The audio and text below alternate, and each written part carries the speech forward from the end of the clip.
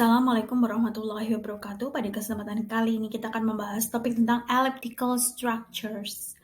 Don't forget to share and subscribe.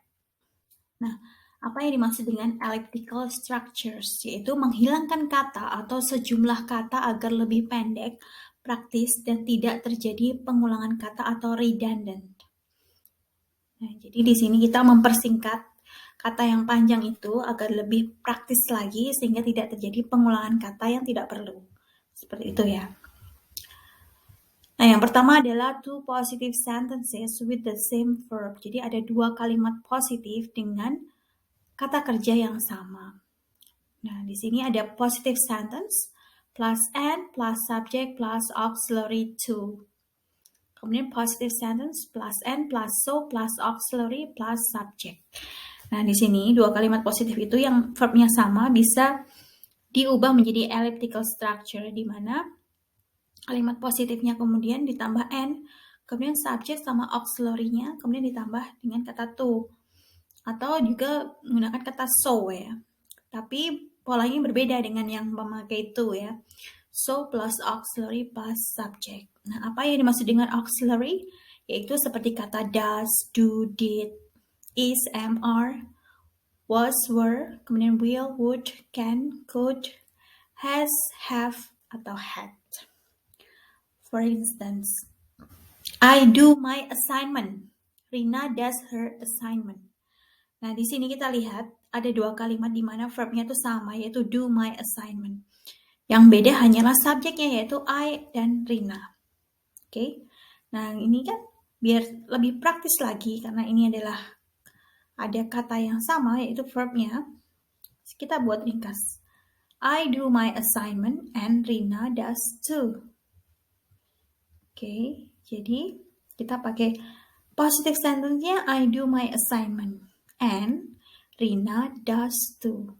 Rina sebagai subjek, kemudian auxiliary-nya adalah does. Karena apa? Subjeknya adalah Rina, di mana dia singular noun, sehingga pakai does. Kemudian kita tambahin kata to, double O ya. Atau option yang lain kita memakai kata so.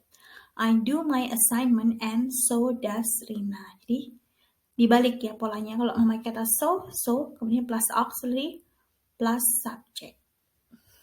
Oke, seperti itu. Jadi, misalkan kata Rina ini kita ganti menjadi they ya. Maka, auxiliary-nya bukan does lagi, tapi pakai do. Karena apa? Kata they di sini adalah plural noun. Atau kata benda yang bentuknya jamak ya. Jadi, ini tergantung pada subjeknya. Oke. Dan misalkan di sini verbnya itu bentuknya past. Nah, kalau di sini kita lihat ada do, does, dan ini bentuknya present kan. Misalkan di sini bentuknya past, maka harus menyesuaikan juga. Misalkan I did my assignment and Rina did too.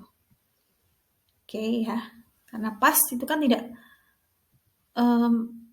tergantung ya pada subjeknya, mau dia plural atau singular, bentuknya tetap sama ya, verbnya bentuk past. Seperti itu ya.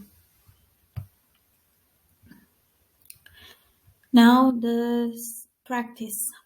Pioneer men and women endured terrible hardships and blah blah blah. Whether A, so do their children. B, neither did the children, also the children. Or D, so did their children. Nah, kita lihat di sini, ini ada kata so, ada kata neither, kemudian ada kata so. Ini mengindikasikan atau menunjukkan bahwa ini adalah bentuk elliptical structure. Ingat polanya? Yaitu kata so, auxiliary plus subject. Nah, kita lihat di sini ya, untuk option A, so do their children. Kata so, kemudian do, sementara kita lihat verbnya di kalimat ini adalah endured. Ada ed-nya. Jadi dia bentuknya past. Maka jawaban A ini pasti salah, karena Kalau dia past, maka kalimat yang selanjutnya verb-nya juga sama, yaitu harusnya bentuk past. Nah, ini do, jadi dia salah. Kemudian di sini pakai kata neither, kurang tepat ya, karena kata neither, either itu untuk kalimat negatif. Sementara di sini subject verb-nya tidak menunjukkan negatif ya. Kalimat ini tidak menunjukkan ada kalimat negatifnya, sehingga jawaban yang B juga salah. Kemudian jawaban yang C ini juga kurang tepat karena ya tidak masuk kriteria itu ya untuk elliptical structure karena hanya kata also. Seperti itu. Sehingga jawaban yang paling tepat adalah yang D. So did their children. Kata so plus auxiliary plus subject. Oke, karena so berarti dibalik ya. Auxiliary-nya dulu baru subject. Berikutnya, elliptical structure juga bisa digunakan untuk two negative sentences with the same verb. Jadi, untuk dua kalimat negatif dengan kata kerja yang sama. Formulanya sebagai berikut. Negative sentence plus N plus subject plus negative auxiliary plus either. Atau negative sentence plus N plus neither plus positive auxiliary plus subject. Jadi ini jika ada dua kalimat negatif ya. Auxiliary itu apa ya? Sama ya tadi ya. Does, do, did, is, am, are. Was, were, will, would. Can, could, has, have, had. Okay. For example, Budi does not have money. I do not have money. Kita lihat di sini kata does not have money sama do not have money. Ini sama-sama kalimat negatif di mana verb-nya di sini sama ya antara kalimat pertama dan kalimat kedua sehingga kita perlu memperpendeknya, mempersingkatnya sehingga lebih praktis. Tidak terjadi pengulangan. Opsi yang pertama kita bisa pakai kata either atau neither. Nah, ingat, di sini kita harus berhati-hati ya. Untuk either itu bentuknya nanti negative auxiliary. Sementara kalau neither itu polanya dibalik ya. Neither kemudian ingat positive auxiliary-nya. Jadi kalau pakai neither, auxiliary-nya jadi positif. Kemudian baru subject. Nah, jadi Budi does not have money and I don't either. Di sini karena pakai either sehingga don't, do not ya atau do not. Oke, kenapa kalau do not bukan does not? Karena di sini subjeknya adalah I ya. I itu subjeknya verbnya itu adalah bentuk do ya, bukan does ya. Tapi kalau dia singular dia pakai does. Misalkan I di sini saya ubah menjadi she atau he. Berarti she or he doesn't either. Oke, karena di sini I berarti pakai do not atau don't. Atau opsi yang kedua, kita pakai neither. Budi does not have money and neither do I. Ingat, karena pakai neither sehingga kata not-nya itu sudah dihilangkan jadi menjadi positive auxiliary yaitu do. Kemudian subjeknya adalah I. Jika I di sini saya ganti menjadi she, dia bukan do lagi tapi menjadi does. Seperti itu ya. Jadi ingat kata either, neither untuk negative sentence. Apa ciri-ciri kalimat negatif? Yaitu ada kata not-nya ya. Selain ada kata not, bisa bentuk lain ya, misalkan never. Itu juga bentuk negatif. Kemudian practice.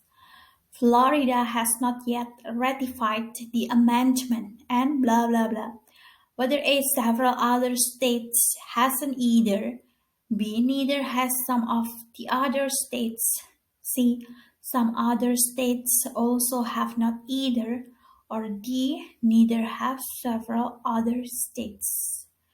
Nah, kita lihat di sini ada kata has not yet ratified. Kemudian kita lihat optionnya kenapa ada kata either, neither ya. Berarti ini kita berpikir ini pasti adalah elliptical structure.